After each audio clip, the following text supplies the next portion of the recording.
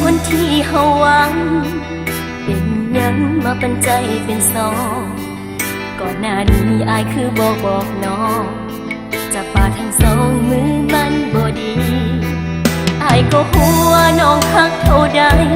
หักหมดใจในใจน้องลีแต่เป็นยังอายมาเฮ็ดแบบนี้ที่น้องสติแล้วไปน้ำเขา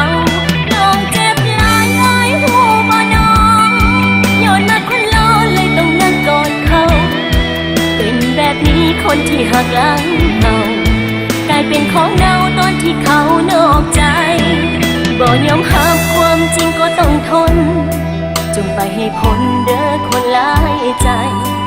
จึงสำนีน้องว่าคงบ่ตายสิจำไว้เด้อคนหักหลัง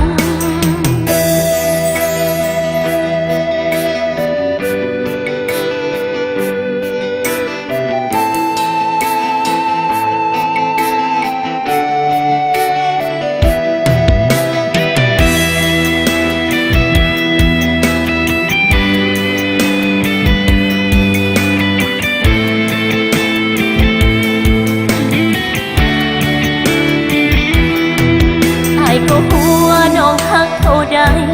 หักหมดใจในใจน้องลี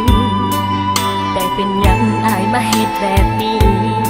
ที่น้องสติแล้วไปน้ำเขา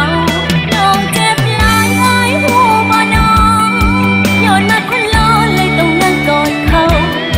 เป็นแบบนี้คนที่หักหลังเรา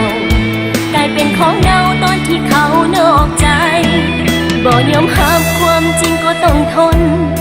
จงไปให้พ้นเด้อคนหลายใจจึงสำนีน้องว่าคงบ่ตายสิจำไว้เด้อคนหักหลังน้องเจ็บหลายอายหูบ่น้องย้อนมาคนล้อเลยต้องนั่งกอดเขาเป็นแบบนี้คนที่หักหลังเรากลายเป็นของเราตอนที่เขานอกใจ